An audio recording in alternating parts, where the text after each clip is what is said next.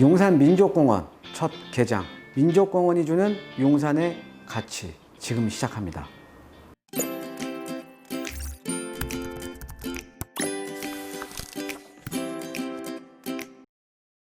네, 안녕하십니까. 드림부동산투자연구소 정창래입니다. 자, 이번 시간에는요, 제가 이제 보통 이제 강의를 해드리면 보통 이슈라던가 좀 무거운 내용을 좀 이제 강의를 좀 많이 하다 보니까 오늘은 이제 우리가 부동산에 있어서 가장 중요한 게 어떻게 보면은 이 부동산이라는 거는 지역을 보고 투자를 하는 거거든요. 지역을 보고. 그래서 오늘은 용산이라는 지역에, 그러니까 좀 오늘은 좀 이렇게 좀 무거운 주제가 아니라 이 용산이라는 지역에 대한 것들을 좀 한번 설명을 드리려고 합니다.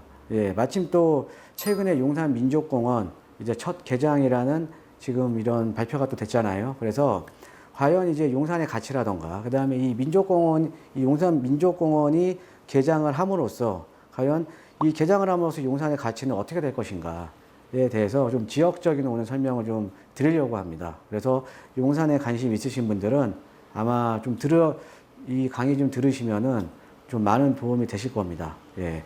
자, 그러면 시작하겠습니다.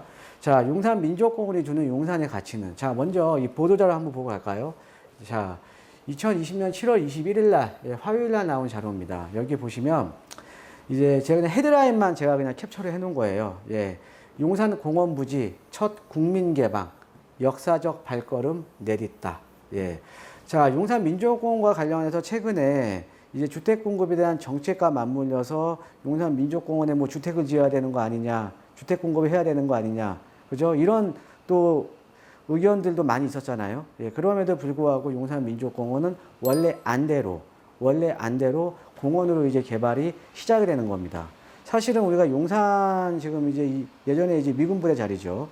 이 자리를 사실은 주택으로 하기에는 지금 설사 주택 공급이 부족하더라도 주택을 공급하기에는 너무 아까운 금자락의 땅이죠. 서울의 한복판에 어떻게 보면 서울에 하나의 더 허파가 생기는 건데, 그죠? 예. 그래서 어떻게 보면 우리가 후손들을 위한 아주 어마어마한 유산이 될 가능성이 상당히 높은 땅인데, 지금 당장 우리가 어렵다고 해서 여기다가 주택 공급을 한다? 안 될 말이죠. 예. 그래서 다행히도 이제 이런 용산 이제 이 민족공원 부지를 원래 안대로 이제 공원 부지로 이제 앞으로 이제 개발을 하겠다라는 이제 보도 자료입니다. 그래서 8월 1일부터는요, 부지 일부를 상시적으로 개방을 하겠다. 그래서 여기에 뭐 보시면은 이제 미군 부대가 주둔했던 이제 군인 아파트들 몇 동을 해서 여기에 뭐 역사관도 만들고요. 이러면서 이런 데 상시적으로 개방을 하겠다. 그래서 공원 비전과 논의의 장으로 만들겠다. 그래서 지금 한 1년 동안은, 내년 1년 동안은 개방을 하면서 여러 가지 의견들을 수렴을 하겠죠. 어떤 식으로 개발이 돼야 될지. 어떤 식으로 개발이 될지 여러 의견들을 수렴을 함으로써 내후년 2022년부터는 본격적인 그런 의견을 바탕으로 해서 본격적으로 개발을 하겠다라는 겁니다. 예, 그래서 이 온전한 공원 조성 이외에 또 이제 경찰청 예정부지 이전 등 추가로 경계를 확장을 했다. 자, 이게 어떤 의미냐면요. 용산 민족공원 규모가요. 예전에는 한 73만 평 정도 됐거든요. 그런데 추가적으로 이따 제가 이제 조감도 보여드릴 텐데, 그 용산 민족공원 주변 부지 내에 보면은 국립박물관이라던가 이런 그 경찰청 예정부지라던가 이런데 이제 예전 또 방사청 부지도 있고요. 이런데 경계를 확장을 함으로써 규모를 더 키운 겁니다. 그래서 그 규모가 73만 평에서 89만 평으로 규모가 지금 확장이 됐습니다. 규모가 확장이 되고요.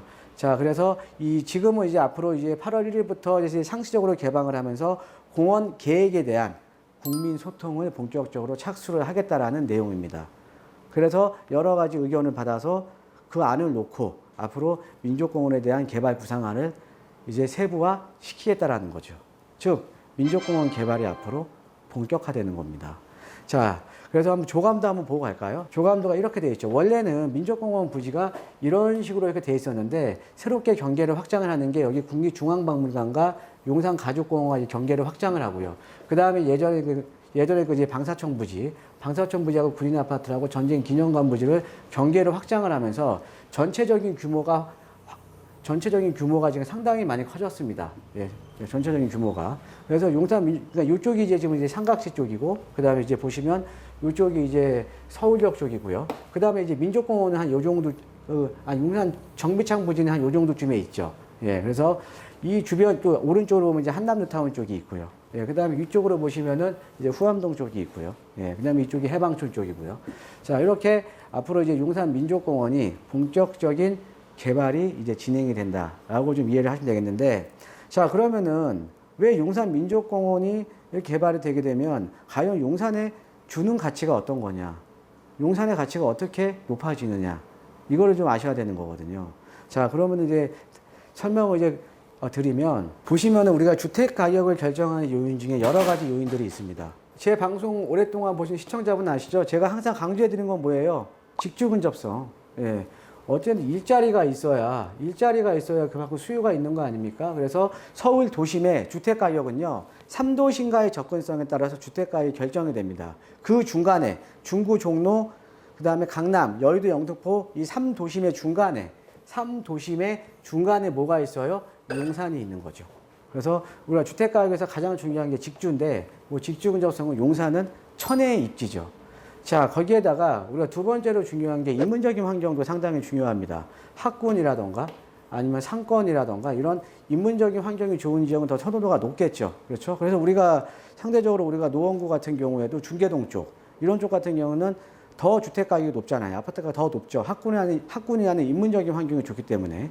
그 다음에 우리가 서울의 서남부권을 보더라도 어때요? 목동의 신시가지 쪽이 어떻게 보면은 가격이 가장 비싸죠. 학군이 좋잖아요. 그죠? 예, 그래서 우리가 이런 인문적인 환경도 상당히 중요합니다. 그런데 중요한 거는 이런 인문적인 환경은요, 어떤 지역이 재개발이나 재건축이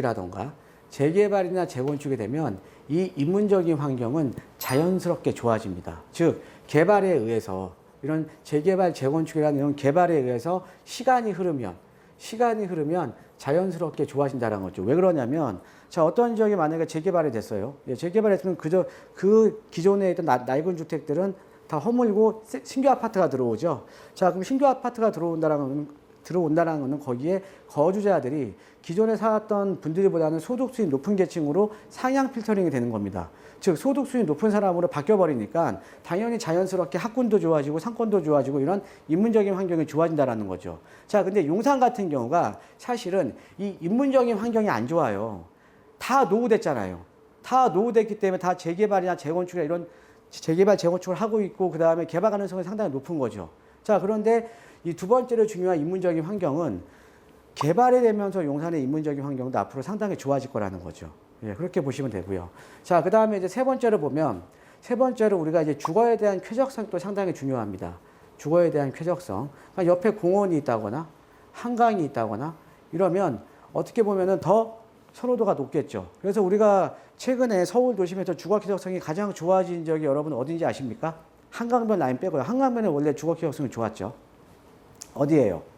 자, 성수동입니다. 성수동. 서울숲. 예. 성수동에 서울숲이 생기면서 공원이 하나 생기면서 20만 평짜리, 정확히 23만 평이죠. 예, 공원이 하나 생기면서 거기에 지금 갤러리아 포레라든가 아크로스 포레스트, 트리마제 같은 슈퍼 리치들이 거주하는 고급 주거단지가 지금 형성이 돼버렸죠. 그죠? 예, 그래서 우리가 이제 이 세 가지가 주택 가격을 결정하는 요인입니다. 얘들 다 갖추고 있으면 주택 가격이 상당히 높게 형성이 된다는 거죠. 자, 그런데 우리가 용산이 이 민족공원이 주는 가치가 어떤 가치냐면요. 자, 우리가 투자하는 지역은 어떻게 보면 향후에 이 지역이 소득 수준이 높은 계층들이 유입이 돼야 가격이 높게 형성이 될 거 아닙니까? 자, 즉, 그러면 소득 수준이 높은 사람들은 어떤 걸 선호하냐 이거죠. 이 세 가지 중에서. 그러니까 우리가 수요자들의 소득 수준에 따라서 이 세 가지에 대한 민감도가 틀리거든요. 자, 그럼 이렇게 보시면 됩니다. 상대적으로 소득 수준이 낮은 계층일수록 어떤 지역을 많이 선호하냐면 직주 근접에 대한 민감도가 높을 수밖에 없어요. 인문적인 환경이라던가 주거에 대한 쾌적성보다는 지금 먹고 살기 바쁘니까 직주 근접에 대한 민감도가 높을 수밖에 없고요. 자, 반대로 상대적인 소득 수준이 높은 계층일수록 이런 번잡한 지역 싫어합니다. 직주가 너무 좋은 지역, 번잡한 지역 싫어해요.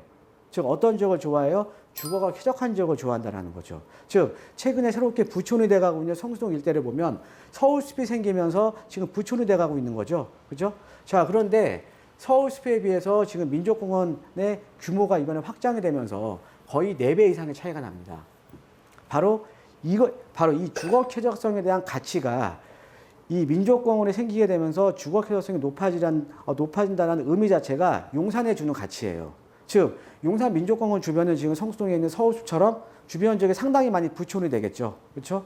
예, 그렇기 때문에 이 용산 민족공원이 상당히 중요한 겁니다. 예, 그렇기 때문에 즉 내가 투자한 지역에 여러분들 투자를 하실 때는 투자에 대한 철칙이 있어요. 내가 투자한 지역에 나중에 시간이 흘러서 재개발, 재건축이 되면 아까 제가 뭐라 그랬어요? 소득 수익 높은 계층으로 상향 필터링이 되는 거죠. 그러면서 그 지역이 좋아지는 겁니다. 인문 환경도 좋아지고 그러면서 좋아지는 거거든요. 그런데 소득 수준의 갭 차이가 더 높으면 높을수록 내가 나에 대한 차익은 내가 그 지역을 선점할수록 나에 대한 차익은 더 크다라는 거죠. 예, 이게 바로 민족공원이 용산에 주는 진정한 가치입니다. 자, 용산을 말할 때 호재 많죠. 서울역 개발, 용산 정비창 부지 개발, 용산 지금 말씀드린 민족공원, 뭐 유엔사 부지, 그죠? 그다음에 뭐 수성대 부지 개발, 그다음에 뭐 캠프킴 많습니다. 근데 그 중에서도 가장 큰 거는요, 바로 민족공원이라는 거죠. 자, 그래서 이게 이제 예전에 제가 만들어 온 자료인데 이 민족공원 부지가 이렇게 확장이 돼 버렸죠, 다 그죠? 예, 확장이 돼 버리면서 이쪽 부지도 확장되면서 지금 예전에는 이렇게 한 70만 평 정도, 73만 평 정도 됐는데 지금 이제 뭐 아까 국립중앙박물관이나 지금 가족공원이라던가 아까 방사청 부지가 확장이 되면서 지금은 약 한 89만 평 정도로 지금 확장이 됐습니다. 그래서 요게 예전에 나온 용산 민족공원 조감도고요.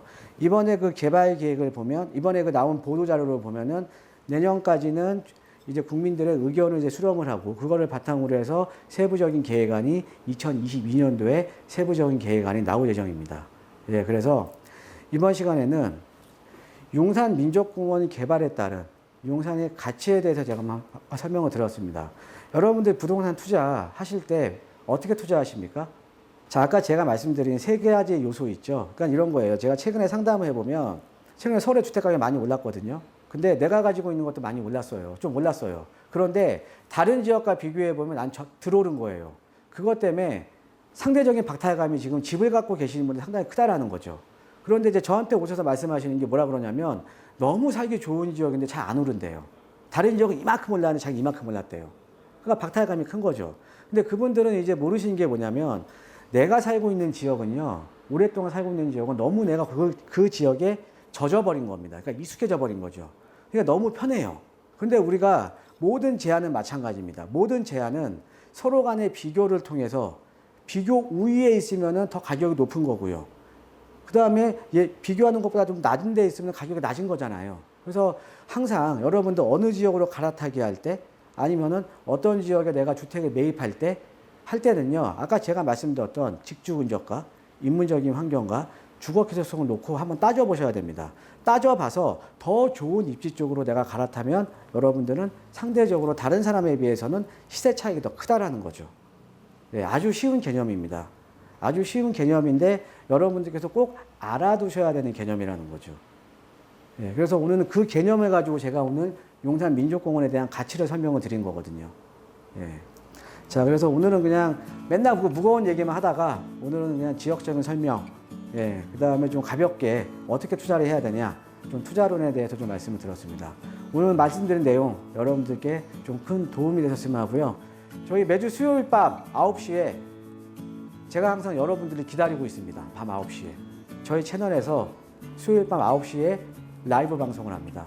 그 라이브 방송에서는 어떤 내용을 제가 말씀을 드리냐면 여러분들과 그 주에 있는 부동산에 대한 이슈라던가 아니면 여러분들께서 궁금하신 내용을 댓글로 달아주시면 서로 소통을 하는 장을 제가 항상 밤 9시에 열어놓고 있습니다. 수요일 밤 9시에. 그래서 관심 있으신 분들은요, 밤 9시에 오셔서 좀 댓글도 달아주시고 궁금한 사항 달아주시면 제가 아주 그 1시간 동안 정말 재밌는 시간, 여러분들께서 도움되는 시간을 만들도록 제가 하겠습니다. 자, 오늘 하루도 좋은 하루 되시기를 진심으로 기원하겠습니다. 감사합니다.